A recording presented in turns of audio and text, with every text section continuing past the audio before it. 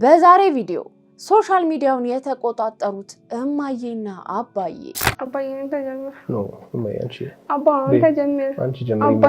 ሰውን ግራ እያጋባ ያለው የአርቲስት ማርያማዊት ቪዲዮ እንዲሁም በሀገራችን በቅሎ ወለደች። በስተመጨረሻም በቅሎ ወለደች። እነዚህንና ሌሎችንም እናንተን ፈታ ዘና ያደርጋሉ እንዲሁም ግርምትን ይጭራሉ ብሎም የእናንተን ምክርና ተግሳጽ ይፈልጋሉ ብዬ ያሰብኳቸውን ቪዲዮዎች ሰብሰብ አድርጌ ይዤላችሁ መጥቻለሁ ማለት ነው። እንዴት ናችሁ? እንኳን ወደ ኤፍራታ ቲዩብ የዩቲዩብ ቻናል በሰላም በጤና በፍቅር መጣችሁ። እንኳን ደህና ቆያችሁኝ። አረፍ በሉ። እንግዲህ እንደተለመደው ይሄ ቤት ምን ይፈልጋል? ፍቅር ይፈልጋል። ፍቅር አሰጣጡ ደግሞ እጅግ በጣም ቀላል ነው። ሰብስክራይብ በምትል ቀላም ወንደል ያለች በተናለች እሷን ነካ በማድረግ እንዲሁም ላይክ እና ሼር በማድረግ ሐሳብ አስተያየታችሁን ደግሞ ኮሜንት ላይ ጻፍ እያደረጋችሁ መለቃቸው ቪዲዮዎች በቶሎ እንዲደርሷችሁ የደወል ምልክቷን ነካ እያደረጋችሁ ቤተሰብነታችንን እያጠናከርን ፍቅር መሰጣጣት እንችላለን ማለት ነው። ለማንኛውም 25000 ገብተናል። እድሜ ለእናንተ በጣም አመሰግናለሁ። ከዚህ በላይ እንብዛ እላለሁ። እንግዲህ ዛሬ ቢጫ ፎጣዬ ከቻሳ ብላለች። እንደምታስታውሱት እንግዲህ አብዛኞቻችሁ በአባቴ ያዘን ምክንያት ቢጫ ፎጣዬና መልበስ አቆሜ ነበር። እንግዲህ ዛሬ እግዚአብሔር ይመስገን ተጽናልቼ በርትቼ አሁን ሰዓቱ ነው ብዬ ሳምን ለብሼ ወደ እናንተ መጥቻለሁ። ያልሰማችሁ አንዳንድ ሰዎችን በተደጋጋሚ ቢጫ ፎጣ እያላችሁ ስትጠይቁኝ ነበረ። ይሄ ቢጫ ፎጣ ደግሞ ያስጠላችሁ ሰዎች ኧረ እንኳን ከላይሽ ላይ ተላቀቀ ምናምን ብላችሁ ተናግራችሁ ነበረ። ቢጫ ፎጣ እንግዲህ መቼም ከኔ አይለይም። እንዳጋጣሚ ሆኖ በደረሰብኝ ሀዘን ምክንያት ነው የተወሰነ ቀናት ላይ ያለበስኩት። ለቢጫ ፎጣዬም እንግዲህ ሰብስክራይብ መደረግ ይገባታልና እስቲ ወደ 30 እናምራ አይመስላችሁም? ለማንኛውም ብዙ ወሬ አልናብዛ፣ ወደ ቪዲዮ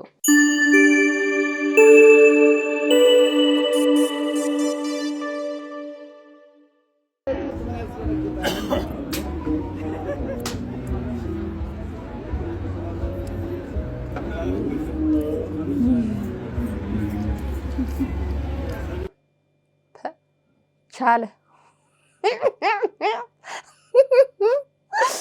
አንቺ ስጋ ቆራጩንም ከነቢላው ብታገኘው ከተተነ መታረጊው እናቴ። ለመጀመሪያ ጊዜ እርጎ ለመጠጣት እርጎ ቤት ገባውና ቁጭ አልኩ። ከጀርባዬ ላም አለች። እርጎን አመጣችልኝ። ሚጥሚጣ ጨመርኩበት፣ አቀላቀልኩት፣ አነሳሁት፣ አየሁት፣ እናንተን አየሁ፣ አሸተትኩት፣ ጠጣሁት፣ ዋጥኩኝ። ጣዕሙን በምላስ የፈለግኩት ይጣፍጣል። ደገምኩት። ዳቦ እርጎ፣ ዳቦ እርጎ፣ ዳቦ እርጎ፣ ዳቦ እርጎ። እስከዛሬ ይሄን የመሰለ ነገር ነበር ያመለጠኝ። ዳቦ እርጎ፣ የመጨረሻ ዳቦና እርጎ ጨረስኩት። ተመችቶኛል። ወጥቼ ሄድኩ። ይመችህ።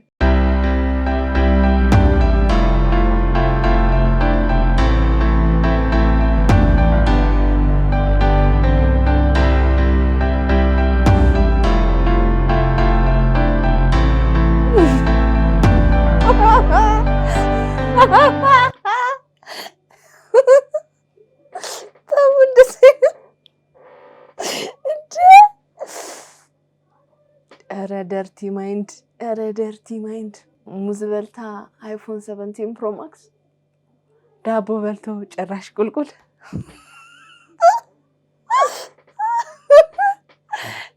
ነብሳቸው አይማርም። እግዚአብሔር የለኝም ማለት አገኘሱ ግን ቶሎ ነው የሚገባው። ሊወጣ ደግሞ አይደለም ቶሎ ታገኘዋለሽ። ወይኔ ኢየሱስ በዛ ያለ ነው። በቫክሲናል ከሞስ ይሻሻል። እሺ አንዴ ግን ቆይ ልረጋጋ። እንዴ አደሽ የጤና ባለሙያ አይደለች እንዴ?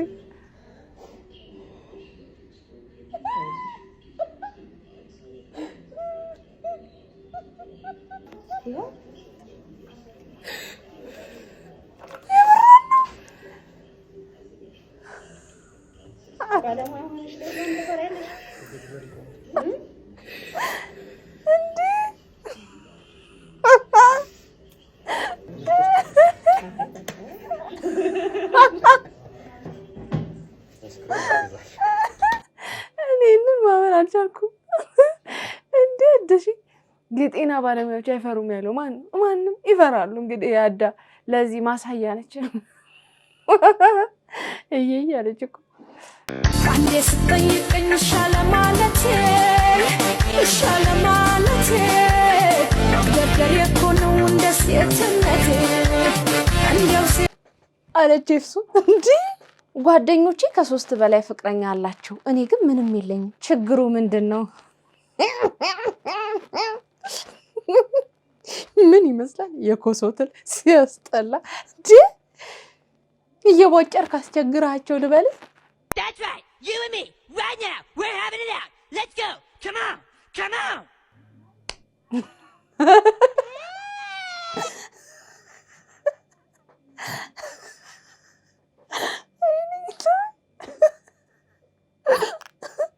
ነፍሰሽ አይማር።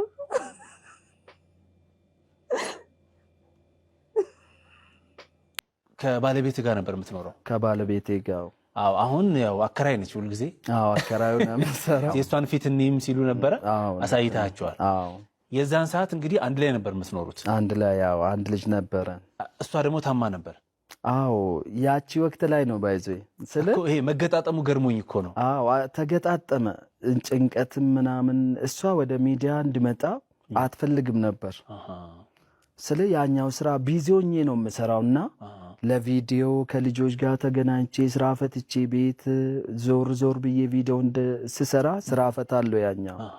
ይህን ስላሰበችው ደስተኛ አልነበረችም በሚዲያ ስራ እያስፈታህ ነው ብላ። ከዛ የፈራችሁም ደረሰ። ያቺ ታይም ላይ ደግሞ ታመመች። ስትታመም በቃ ወደ ሐኪም ቤት የሚወስዳት ራሱ አጥቼ ስለ ተሰማኝ ባይዞ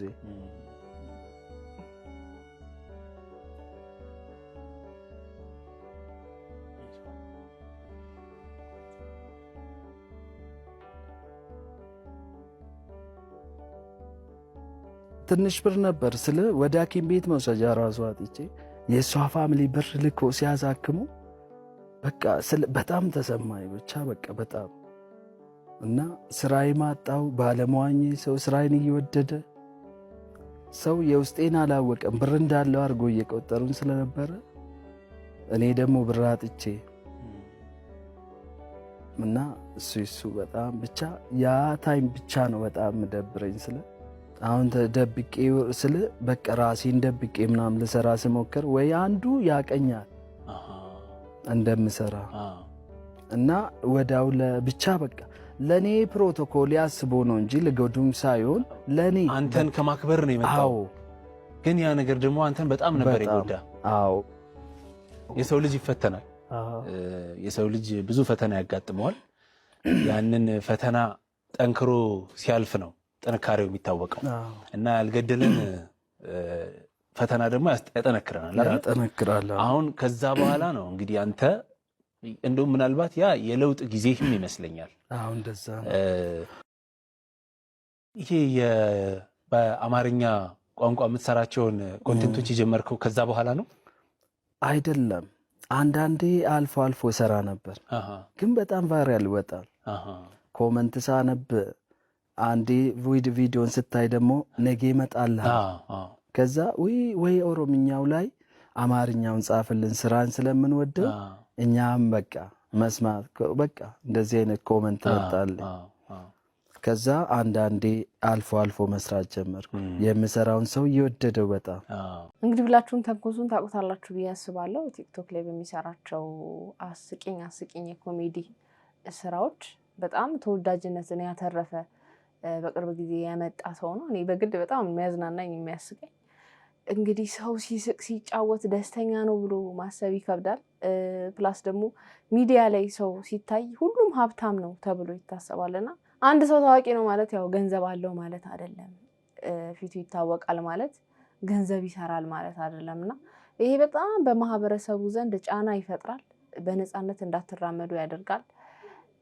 እንደ ቤታችሁ እንዳትኖሩም ያደርጋልና ተንኮሱም እንግዲህ የገጠመው ይሄ ነው። አይዞን ወንድማችን በርታልን፣ እንወድሃለን። ማስታወቂያ የምታሰሩ ድርጅቶችን ማስታወቂያ አሰሩት፣ አበረታቱ። እንደዚህ አይነት ሰዎችን ባይዘው በጣም አበረታቱ። እየሰሩ ያሉ ሰዎች ናቸው፣ ጎበዞች ናቸው። አበረታቷቸው። ክፍት የስራ ቦታ ደሞዝ ምንም አንከፍልም በነፃ ነው የምትሰሩት ስራዎቹ ኮል ሴንተር ሰራተኛ እንፈልጋለን አንድ ኮል ሴንተር ሰራተኛ አንድ ፍሮንት ኤንድ እና ባክ ኤንድ ዲቨሎፐር እንፈልጋለን ቪዲዮ ኤዲተር እና ግራፊክስ ዲዛይነር እንፈልጋለን እነዚህ ሶስቱ ሙያዎች ካላችሁ ድርጅታችን ላይ ኢንተርን ሆናችሁ መስራት ትችላላችሁ እኛ ጋር ሲሰሩ የምታገኙዋቸው ጥቅሞች አንደኛ 3 ወር በኢንተርንሺፕ ሰርቶ ላጠናቀቀ ሰው ሰርቲፊኬት ይሰጣል ሌላ ደግሞ በዚህ ስራ ሂደት ውስጥ በጣም ብዙ ሰዎችን ታገኛላችሁ ኔትወርክ ትፈጥራላችሁ ከዛ በተጨማሪ ደግሞ የስራ ልምድ ታገኛላችሁ ማለት ነው ስለከላኩ ሰዎች ውስጥ ተወዳድረው ነው እንግዲህ የሚገቡት እኛ ጋር ስመጡ እንግዲህ እንደ ሌሎቹ ሰራተኞች ነው የምንሰሩት ፉል ታይም ነው የምንፈልገው ጠዋት 2 ሰዓት እስከ 11 ሰዓት ከሰኞ እስከ ቅዳሜ መስራት የሚችል ሰው እኔ በጣም ነው ቅር ያለኝ ይሄን ማስታወቂያ ስሰማ እኔ ዳሎል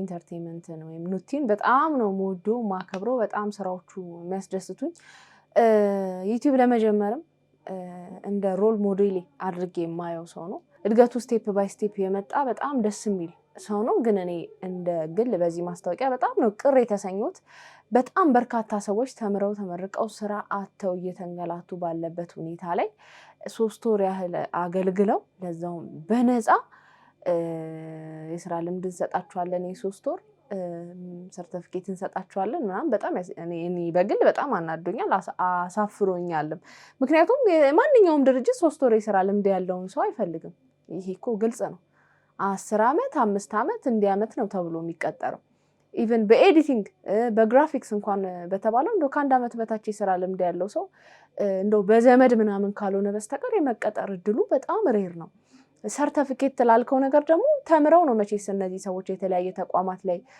ባለሙያ የተባሉት አይደለም ስለዚህ ወረቀት ኦሬዲ አላቸው እዚህ ዳሎል ኢንተርቴይንመንት ላይ 3 ወር ስለሰሩ የሚሰጣቸው ወረቀት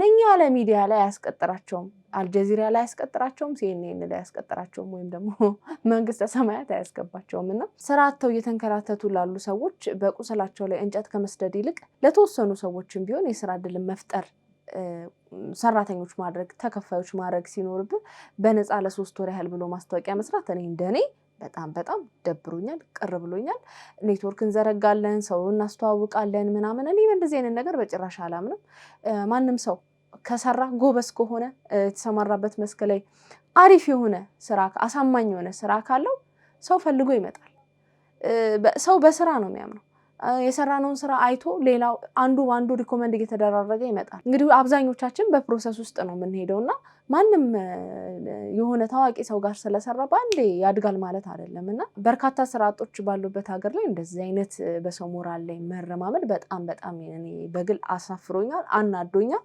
የተደላደለ ኑሮ ኖሯቸው ትምህርቱን ተምረው ግን ያው just መዋያ ያጡ መደበሪያ ያጡ ሰዎች እንደዚህ አይነት የስራ እድል አለ ተብሎ ቢወጣ ቀረ ላይ ያሰኝ ይችላል ግን ደግሞ በጣም በርካታ በስራ እጦት ተቸግረው ተምረው ተመርቀው ስቅየት ይያሉ ላሉ ሰዎች እንደዚህ አይነት በነፃ አገልግሉኝ 3 ወር እኔ ጋር ብሎ ማለት በጣም ሞራል የሚነካ ነገር ነውና እኔ ኑቲ ካንተ አይጠበቅም ብዬ ነው ማስበው እናንተም በዚህ ጉዳይ ላይ ያላችሁን ሐሳብ አስተያየት ብጽፉልኝ በጣም ደስ ይለኛል የሰው ልጅ ማለት ነው ይወለዳል ያድጋል ባስ ውስጥ ይገባል እንዳወርድ ወንድሜ ኑሮው ጭድ ነው እየተናገርኩ ነው ማንንም ሰው እንዳይወርድ ተጎድቻለሁ እኔ ውጪ ላይ እዚህ ብንኖር ይሻላል ያው እየነገርኳቸው ነው እንዳለ ተው ውጪ ኑሮ ውድ ነው ተው እዚሁ ተያይዘን እንኑር ተው ውጪ ኑሮ ውድ ነው ለእናንተ ነው ያው እንዳለ አልሰማ እያሉ ኑሮ ውድ ነው እንዳወርዱ እንደ እየተናገርኩኝ ውጪ ኑሮ ውድ ነው ተው ለእናንተ እኮ ነው ያው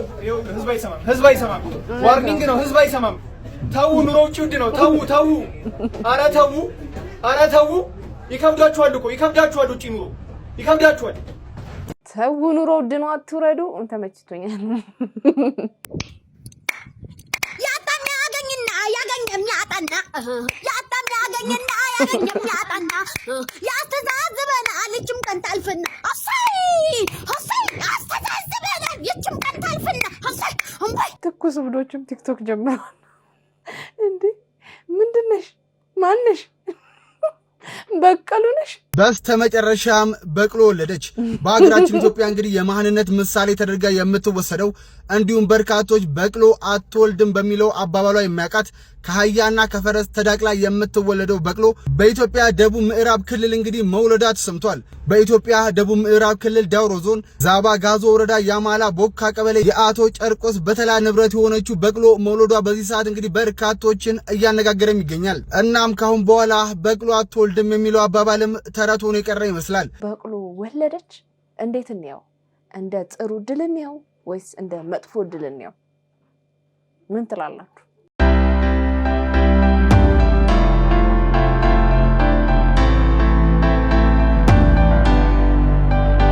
እንግዲህ ማርያማዊት ከዚህ ሰው ጋር ቪዲዮ ለቃ ታይታለች። ማን ነው ይሄ ወንድማችን የሚለው የብዙዎቻችን ጥያቄ ነው። ምክንያቱም አርቲስት ማርያማዊት እንድታገባ እንፈልጋለን። አንፈልጉም እንዴ ተመልካቾች?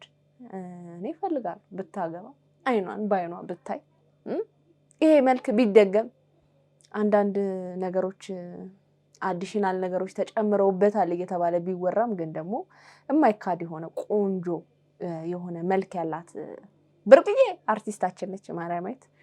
እንግዲህ ከሰሞኑ ከዚህ ወጠምሻ ጋር ታይታለች። ምንድነው ማርያማዊት? እስኪ ግልጽ አድርጊልን። ማን ነው? ምንድነው? ይሄ ሰው ጓደኛሽ ነው ወይስ ወንድምሽ ነው ወይስ ምንሽ ነው? ግራ ገባን፣ ተጨነቅንብሽ ማርዬ፣ ተጨነቅን፣ አሳሰበን እንጂ ነገር ተጨነቅንብሽ። ለወሬ ሟች ነን ብለን ባንምልም ግን ደግሞ መስማት ደስ ይለናል። የማይካደው እውነታው አነፍንፈንም ቢሆን መስማት ደስ ይለናል እኛ ሀበሾች። እና ማርዬ ንገሪን እንጂ ማን ነው? እስቲ ማን ነው? ምንድነው ይሄ ሰው? ንገሪን። እንግዲህ ከሰሞኑ አዶናይ የሶሻል ሚዲያ ተጽዕኖ ፈጣሪ ተብሎ አምባሳደርም እንደተደረገ እናውቃለን። እንዲሁም ደግሞ የኢትዮጵያን አየር ኃይሎች ጋር ሄዶ እንግዲህ ንግግር እንዲያደርግ ተጋብዞም እንደነበረ እናስታውሳለን። እንግዲህ አየር ኃይሉም ለአዶናይ ማስጠንቀቂያ ሰጥቷል። ምን አይነት ማስጠንቀቂያ ነው የተሰጠው የሚለውን እስኪ ለትውስታ ያህል እንመልከት። ቲክቶከር አዶናይ ከሰሞኑ ለኢትዮጵያ አየር ኃይል አባላት የማነቃቂያ ንግግር ማድረጉን የሚያሳዩ ምስሎችን በማህበራዊ ሚዲያ ገጹ ላይ ማጋራቱን ተከትሎ በተቋሙ ላይ ከባድ የህዝብ ተቃውሞ ተቀስቅሷል።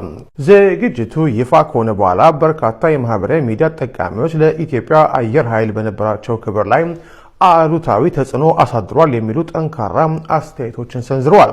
ቲክቶከሩ ራሱ ያጋራቸው ምስሎች በወታደራዊ ተቋም ውስጥ ንግግር ሲያደርግ ያሳያሉ።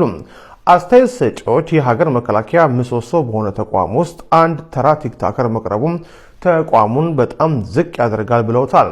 በተለይም ቲክቶከሩ በንግግሩ ወቅት ለአየር ኃይል አባላት ሰግጡ የሚል ለወታደራዊ ስነ ምግባርና ክብር ተገቢ ያልሆነ ቃል ተጠቅሟል መባሉ የህዝቡን ቁጣ የበለጠ እንዳባባሰው ተገልጿል።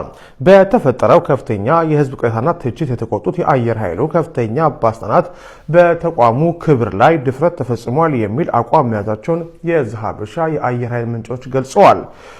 ዘገባው እንዳመለከተው ባለስልጣናቱ ቲክቶከር አዶናይ ያጋራቸው ምስሎች በሙሉ በአስቸኳይ ከማህበራዊ ሚዲያ ገጹ ላይ እንዲያጠፋ ጥብቅ ትዕዛዝ አስተላልፎለታል። ከዚህ በተጨማሪ ተቋሙን ክብር እንዲያጣ አድርጓል የተባሉትና ቲክቶከሩን አነቃቂ በሚል የጋበዙትን የአየር ኃይል አመራሮች ላይ ተገቢውን እርምጃ ለመውሰድ ምርመራ መጀመሩን የዘሀበሻ ምንጮች አረጋግጠዋል። እንግዲህ አዶናይ እንደሚታወቀው ሰግጥ ፈምስ የሚባል መፈክር እንዳለው እናውቃለን። ያንኑ ነው እንግዲህ ሄዶ እዛም የተናገረው። ይሄም እንግዲህ በብዙዎች ዘንድ ትችትን፣ ቁጣን አስነስቷል። አንዳንዶች እንግዲህ አዶናይ እዛ በመቅረቡ ሲቃወሙ እንደነበር እናስታውሳለን። መከላከያን ስግጥ በል የምትለው አይደለም። ህይወቱን አሳልፎ የሰጠን ሰው ስግጥ በል ልትለው አትችልም። ደሙን አጥንቱን ለሚከሰክስልህን ቤተሰብህን ስግጥ በል ፍምስ በል አትለው። ላንተ ከዛ በላይ ሆኖ ከፍሎ የሚኖር ህዝብ ያለበት መከላከያ ስለሆነ ማለት ነው። ከዛ በላይ ክብር የሚገባው በክብር ልትገልጸው የምትችለው ነገር ነው እንጂ ስግጥ በል ፍምስ በል ይሄንን ያልኩት በእንደዚህ ነው ብለህ ልታብራራለትም አይገባም። ማለት ከጀግኖች ጀግና ብለህ የምታወድሰውና የምታደንቀው የምታበረታታው ኃይል ስለሆነ እንጂ እንደቀም ስግጥ ፍምስ በል እና እንደዚህ ነው ምናምን ምን ማለት ነው? ስግጥ ፍምስ በል ማለት መከላከያ በርካቶች ደግሞ ሚዛናዊ የሆነ አስተያየት ለአዶናይ ምክር አዘል የሆነ አስተያየት እየሰጡ ይገኛሉ። እስኪ አንዳንድ ቪዲዮዎች አሉ እነሱን እንመልከት። እኛ ይሄ ልጅ ልክ አይደለም ሄዱ አየር ኃይልን መምከሩ ስንል ዝም ብለን አልነበረም። አየር ኃይል አሁን ልጁን ማስጠንቀቂያ ሰጥቶታል። ቪዲዮንም ይሄ የመከረበትን ቪዲዮ አስወርደውታል፣ ማስጠንቀቂያ ሰጥተውታል። እሱን እዛ የጋበዙትም ሰዎች ደግሞ ምርመራ ተጀምሮባቸዋል። አየር ኃይል፣ መከላከያ ሰራዊት፣ ፖሊስ ብናምንባቸውም ባናምንባቸውም ብንደግፍም ባንደግፍም ቀላል ተቋማት አይደሉም። እንዲሁ ዝም ብሎ ማንም ሄዶ እንደፈለገ የሚናገርበት ምናምን አይደለም። በመርህ ሊመሩ የሚገቡ ተቋሞች ናቸው። አይደለም ገብተ እነሱ ፊት ቆመ ንግግር ለማድረግ ይቅርና ግቢ ውስጥ እንኳን ለመግባት ብዙ ህግ እኮ አለ። ዩኒፎርሙን የለበሰ ሰው እኮ መገላመጥ ያስቀጣል። የአየር ኃይልን የመከላከያ ሰራዊት እንኳን ገብተ እንደዚህ ዝም ብለህ እነሱ እንድትመክር ምናምን እና ልጁ እንግዲህ አሁን የሆነ ነገር ማስጠንቀቂያ ተሰጥቷል። ቢታሰር የሆነ ነገር ቢደረግ ብዙ ቲክቶከሮች ዋጋ እየከፈሉ ነው፣ አይታችኋል አይደል? አሁን የዚህ ልጅ ላይ የሆነ ነገር ቢሆን ማን አላ እኛ የምንናገረው ልክ አይደለም የምንለው እንዲህ አይነት ነገሮች በተወሰነ መልኩ ስለገባንም ነው። በርካታ ቲክቶከሮችን ማንሳት እንችላለን። አንድ ሰሞን በጣም ሲወደሱ ሲሞገሱ የነበሩ ስማቸው ካፋችን አልጠፋ ያለ በጣም ሆይ ሆይ ሲባልላቸው የነበሩ ቲክቶከሮች ስህተት ይሰሩና እስር ቤት ሲገቡ የተወሰነ ጊዜ ይራገባል፣ ከዛ በኋላ ይረሳሉ። ዋጋ የሚከፍለው ያ ሰው ነው። እዚህ ጋር አንተ ጎበዝ ነህ ትችላለህ አንተ ምናምን ብሎ ያጨበጨበው ሰው ምንም አስተዋጽኦ የሚያደርገው ነገር የለምና ጭብጨባ ይገላል የሚባለው ነገር የእውነት ነውና እንደ ሰው እንኳን ተሳካለት በፊት ሲገፋ ሲጠላ ሲንቋሸሽ የነበረ ሰው ዛሬ ብድግ ብሎ ሲሞገስ ማየት በጣም ደስ የሚያሰኝ ነገር ነው። እንኳንም ተሳካለት። ግን ደግሞ ይሄ ነገር ጭብጨባ በዛና ወደ መጥፎ ነገር እንዳያመራ የሁላችንም ስጋት ይመስለኛል። ይሄ ልጅ በጣም በርካታ ሰዎች በአሁኑ ሰዓት እየፈሩለት ይገኛሉ። ምክንያቱም በጣም ወደ ላይ እየተሰቀለ መጥቷል። አንዳንድ ሰዎች ከፖለቲካም ጋር ሊያገናኙት የሚሞክሩ ሰዎች አሉ። እኔ እንደ ሀሳብ አዶናይ በጣም ቁጭ ብሎ ቢያስብ ቢረጋጋ ትንሽ መሬት መያዝ ጥሩ ነውና መሬት ያዝ ማድረግ ጥሩ ነው። አስተዋይ የሆነ ብስል የሆነ ህይወት የገባው ብዙ ነገሮችን ማገናዘብ የሚችል በእድሜም ከፍ ያለ ማናጀር ያስፈልገዋል ብዬ አስባለሁ። ዛሬ ያጨበጨበልን ሁሉ ነገ ዝቅ ስንል ይደግፈናል ወይም ደግሞ ለምን ዝቅ አላችሁ ብሎ ያነሳናል ማለት አይደለምና ትንሽ ቆም ብሎ አዶናይ ቢያስብ ቢረጋጋ መልካም ነው ብዬ አስባለሁ። እሺ ዋው ሀርት ዋው ከተማ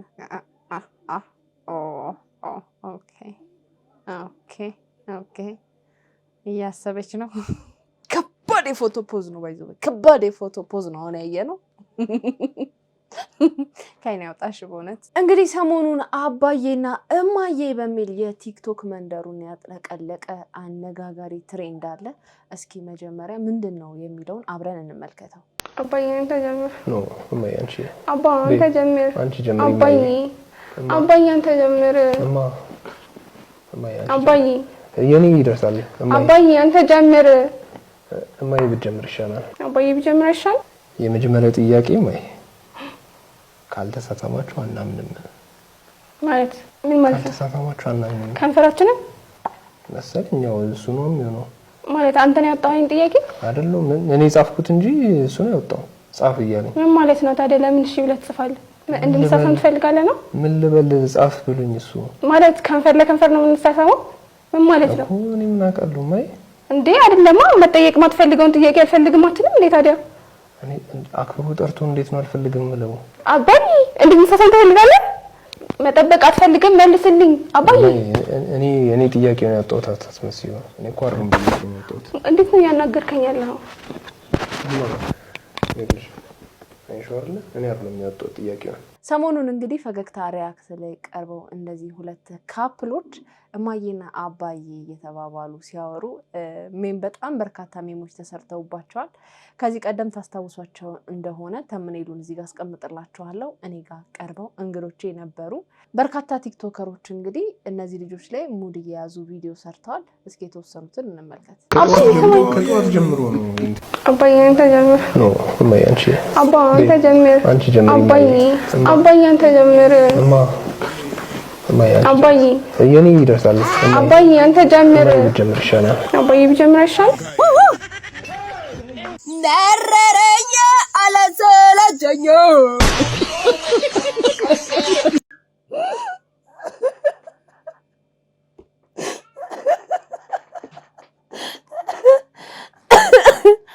ወይ አና እሺ ሌሎችም አሉ አባዬ አንተ ጀምር ኖ እማዬ አንቺ አባ አንተ ጀምር አንቺ ጀምሪ አባዬ አንተ ጀምር እማዬ አባዬ የኔ ይደርሳል አባዬ አንተ ጀምር እማዬ ብትጀምር ይሻላል አባዬ ብጀምር ይሻላል የመጀመሪያው ጥያቄ ማርበርግ ቫይረስ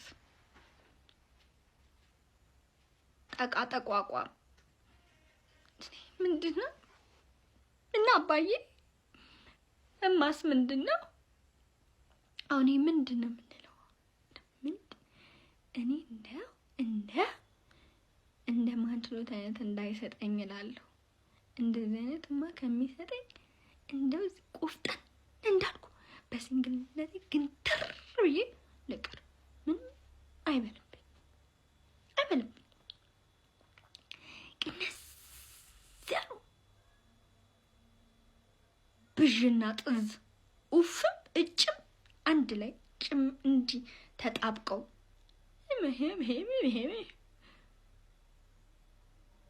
እንደ አባዬ ያፈላኸው ፍልት ያለ አባዬ ሸምበቆ እኔ እነሱን ግን አይደለም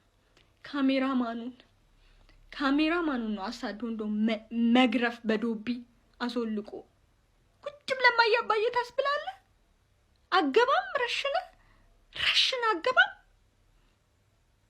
አዋተን ዋሳኖነ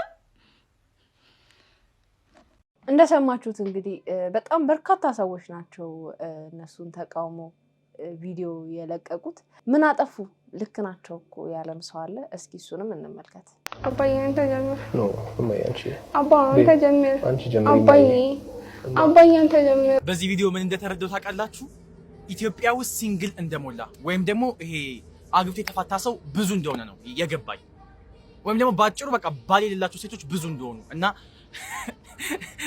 ሚስት የሌላቸው ወንዶች በጣም ብዙ እንደሆኑ ነው የተረዳውበት እነሱ አባዬ እማዬ ለተባሉ ምን አቃጠላችሁ እናንተ እንዴ ምን አቃጠላችሁ አይነው ቀልድ እኮ ሊሆን ይችላል አይነው እኮ እናንተ እየቀለዳችሁ ሊሆን ይችላል ግን አንዳንድ ሰዎች ኢንሴኪዩር የሆኑበትን ኢሹ በቀልድ አዋስተው ያቀርባሉ እንጂ እንደዚህ በሲሪየስ ሙድ ከመጡ ከባድ ነው ይታወቃል ሲንግል መሆን ይገባቸዋል እና ይባባሉበት እንዲሁም አጠረ አባዬ እማዬ እግዚአብሔር እንደ ለተዋደዱ አባዬ እማዬ ተብሎ ለተጠራሩ እንደዚህ መቃጠል ተገቢ አይደለም ማለት ተገቢ አይደለም እንግዲህ እነዚህ ልጆች ከዚህ ቀደም እኔ ጋር ኢንተርቪው አድርጌያቸው እንደነበረ ይታወሳል ለትውስታ አንድ ቪዲዮ ልጋብዛችሁ በፍቅረኛቸው ሲያዝኑ ሲሰበሩ እንደዚህ በጉዳታቸው ወይም ደግሞ በከፋቸው ሰዓት ፍቅረኞቻቸው የኔ የሚሏቸው ሰዎች ሳይኖሩ ሲያዝኑ ምናምን እናያለን እና እሷ ደግሞ አንተን በጣም የገለጸችበት መንገድ እኔም ደግሞ ባየሁት ለእሷ የምትሰጣት ቦታ ክብር እንክብካቤ ይለያል ካንተ እድሜ ከልጅነት ወጣት ነህ ምናምን አይጠበቅም ፍቅረኛ ብዬ ማውራት ቃሉ ራሱ ይከብደኛል ሁሌም ማንም ሰው ኢቭን ማላውቀው ሰው እንኳን መጥቶ ከማን ጋር ነው የምታወራው ከሚስቴ ጋር ነው የማወራው ቢሮ የምሰራበት በቃ ላይክ ትልቅ ቢሮ ነው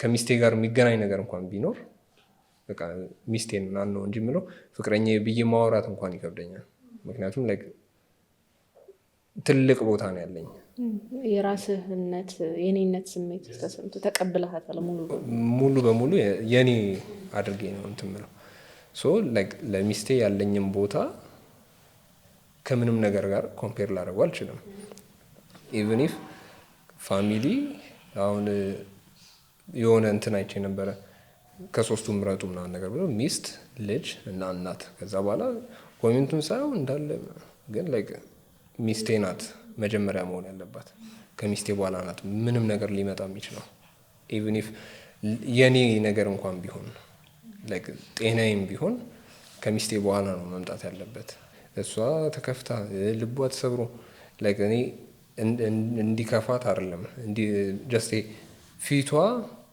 የሀዘን ስሜት እንኳን እንዲያዝል አልፈልግም ምክንያቱም ጀስት በቃ ሚስቴ ስለሆነች ብቻ ማንም ሰው የሆነ የእሷን ቫልዩ ሊወስድ አይችልም።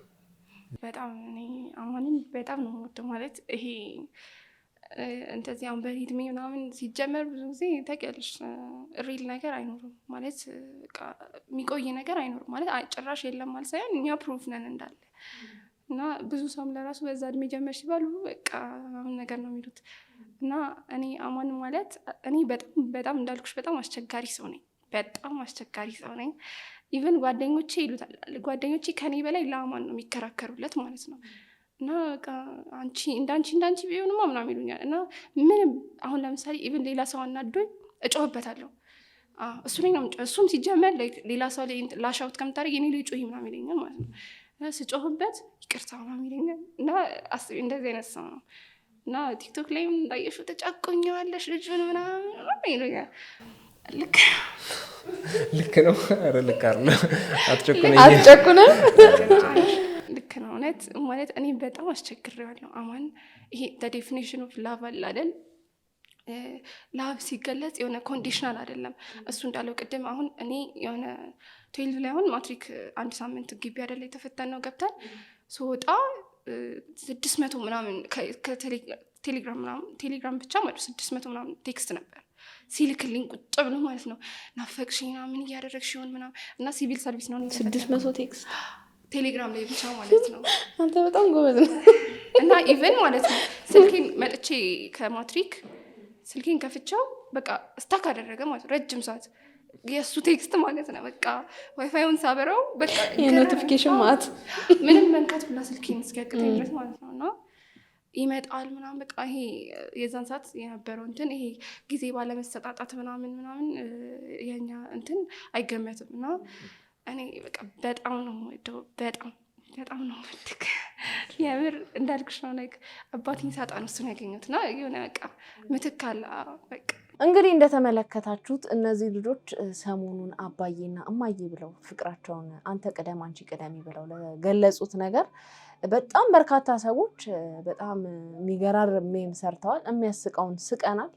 ነገርየውን በጣም ያስቃል። አባዬ እማዬ ሲባባሉ እርስ በራስ ያስቃል። እኔ እንደሰው አስቆኛል እውነት ለመናገር። ነገር ግን አንዳንድ ሰዎች ስትናገሩ ሰዎችን ገጽታቸው ላይ ለምን ማተኮር እንደምትፈልጉ አላውቅም። አንዳንድ ትችቶች አሳማኝ ናቸው፣ ያዝናናሉ። አንዳንድ ሰዎች ግን የምትናገሩት ቃል ምን ያህል ሰዎችን ሊሰብር እንደሚችል ብታስተውሉ መልካም ነው ብዬ አስባለሁ። አባዬ እማዬ መባባላቸው ክፋቱ አልታየኝም። ነገርየው ያስቃል። ግን ደግሞ ይህን ያህል ሊያስጠላ ሊያሰድባቸው ምን ይመሳስላሉ ሲያስጠሉ ምን ትመስላለች ምን ይመስላል በተለይ ወንዱ ላይ በስመ አብ ወወልድ ወመንፈስ ቅዱስ። ለምንድን እንደዚህ ክፉ ቃል የምንናገረው ሰውን? ለምንድን እንደዚህ ቅስም የሚሰብር ንግግር የምንናገረው?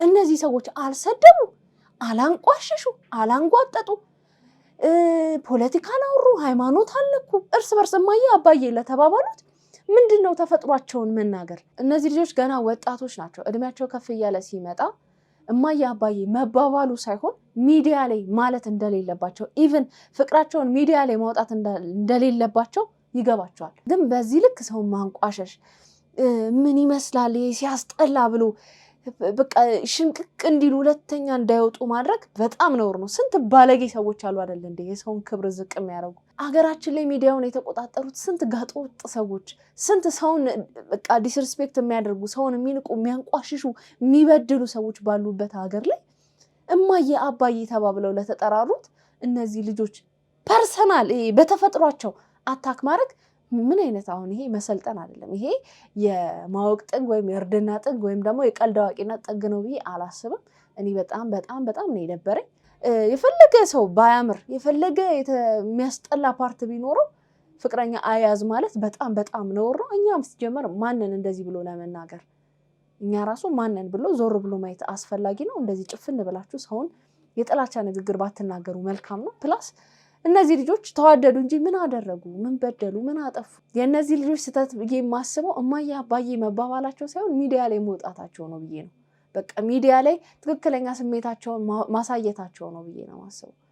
በስራቸው ቀሷቸው ልክ አይደለም በቃ እንደዚህ አትበሉ እንደዚህ አታውሩ ምናምን ተብሎ ፈኒ በሆነ ፓርት መግለጽ ይቻላል፣ ሲሪየስም ሆኖ መግለጽ ይቻላል። ግን ደግሞ ተፈጥሯቸው ምን ይመሳሰላሉ ሲያስጠሉ ምናምን ብሎ ማንቋሸሽ አግባብ ነው ብዬ አላስብም። ራስንም ዞር ብሎ ማየት አስፈላጊ ነው ብዬ አስባለሁ። እናንተም በዚህ ጉዳይ ላይ የተሰማችሁን ሀሳብ ብትሰጡ ደስ ይለኛል። ለማንኛውም ውዶቼ ዛሬ ቪዲዮዎቼ እነዚህን ይመስሉ ነበረ። እንደወደዳችኋቸው ተስፋ አደርጋለሁ። በቀጣይ በሌላ ቆንጆ ቪዲዮዎች እመጣላችኋለሁ። እንደሚታወቀው ይሄ ቤት ምን ይፈልጋል? ፍቅር ይፈልጋል። ፍቅር አሰጣጡ ደግሞ እጅግ በጣም ቀላል ነው። ሰብስክራይብ የምትል ቀላሙ ሞንደል ያለች በተናለች እሷን ነካ በማድረግ እንዲሁም ላይክ እና ሼር በማድረግ ሀሳብ አስተያየታችሁን ደግሞ ኮሜንት ላይ ጻፍ እያደረጋችሁ ለዚህ ቤት ፍቅር መስጠት ትችላላችሁ ማለት ነው። እንድሰራባቸው የምትፈልጓቸው ቪዲዮዎች ካሉ በኢንስታግራም፣ በፌስቡክ፣ በቲክቶክ ገጾች ዲስክሪፕሽን ላይ ስላሉ እነሱን ነካ እያደረጋችሁ መላክ ትችላላችሁ። ለማንኛውም የዛሬና በቃው። ይመቻችሁ ባይ